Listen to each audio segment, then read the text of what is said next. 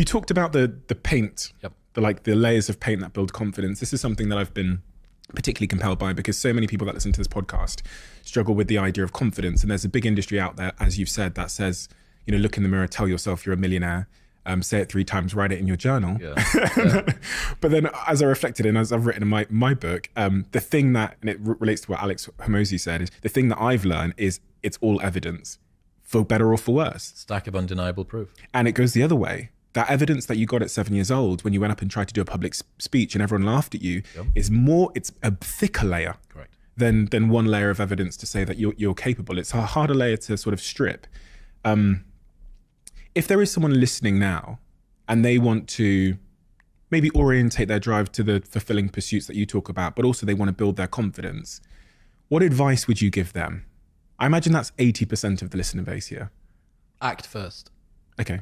You have to lead with action, because if you are someone that deals with a crippling sense of insufficiency, your ability to discount any good thoughts you have in your mind is going to be so strong. If you try and lead with positivity first, I need to think it, wish it, believe it, and I will achieve it, your set point of negativity is going to just crush that into the ground. I'm speaking from personal experience, right? As the guy that was chronically unconfident and still has, the imposter syndrome that does creep in.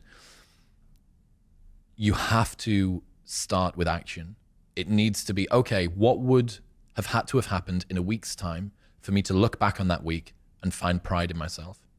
Pride's seen as something that you should be ashamed of. It's one of the 7 deadly sins. But David Goggins, I did an episode with him a couple of months ago. We could put it in the show notes if people are interested. And he said pride is something that everybody misses, that having pride in your name, your performance, the way that you show up for other people is something that you can do. But you need to do something that is worthy of being prideful about, right? What would have had to have happened in a week for you to look back on that week with pride? Okay, maybe stop breaking promises to yourself. When you say, I'm going to wake up tomorrow at 7 a.m., and when the option comes to hit the snooze button, don't do it. There's one win that you've got for the day. That's action, right?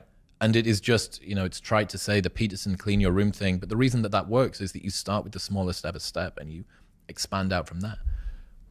You want to become a writer. You want to leave your job and become a writer. Okay, can you commit to writing 1 blog post on Substack per week for the next 3 weeks? That would make you feel like less of a loser if you did that. Action has to come first if you're the sort of person who is chronically unconfident, because you will drag your sense of identity behind you. Mark Manson says that identity lags behind our status by about 1 to 2 years. So for both me and you, in 2 years' time, we'll go, I understand why I was in LA that day, and look back. Start with action and make small promises to yourself that you don't break. If you had a friend and every single time that you and your friend decided that you were going to go out for dinner, that friend either showed up 2 hours late or didn't show up at all, you would stop trusting that person.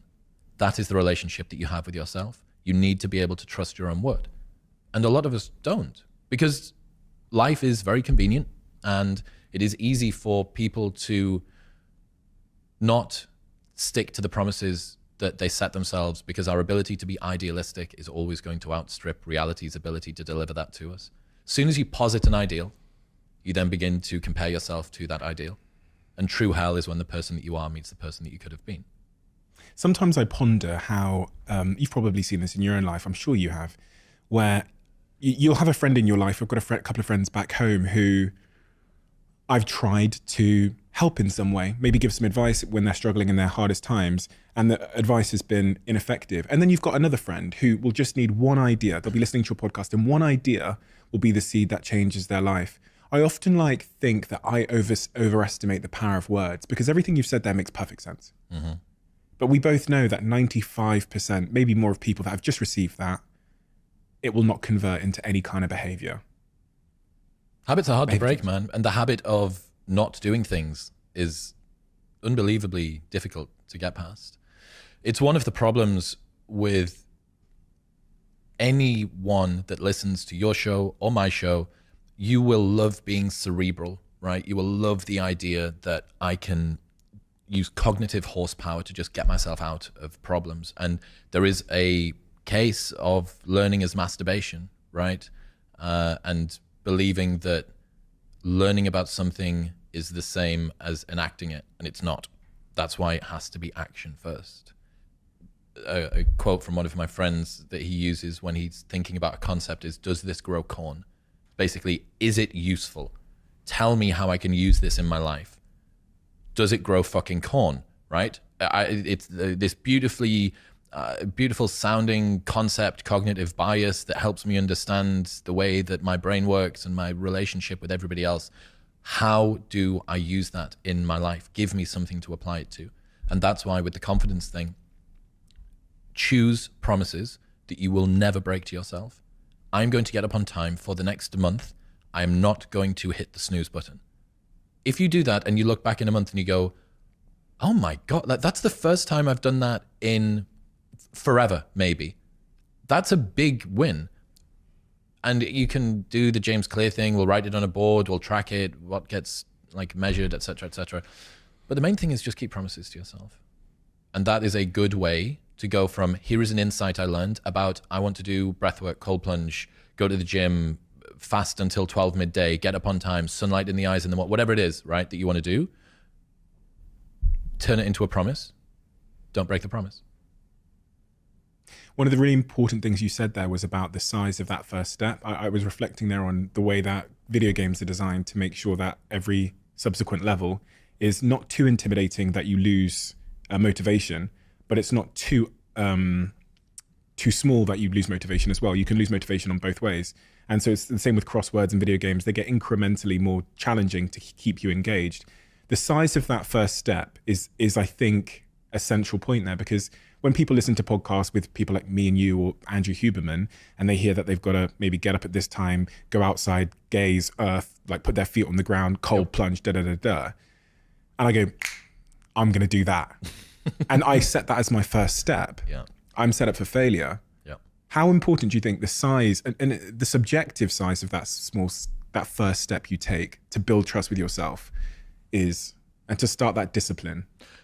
The goal isn't to have the perfect daily routine tomorrow.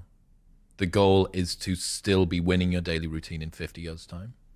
If you expand your time horizon sufficiently, you will realize that very, very tiny steps can compound. Look at the graph of mine or your followers on Spotify, especially mine, right? Because I was doing my show for so long and it's just nothing, everything. Well, why? Well, it's because it's latent leverage. It takes so many layers of paint to get there. So yes, the first step has to be incredibly small. Do that. Make it so small that you can't say no to it. And then what's next? And then what's next?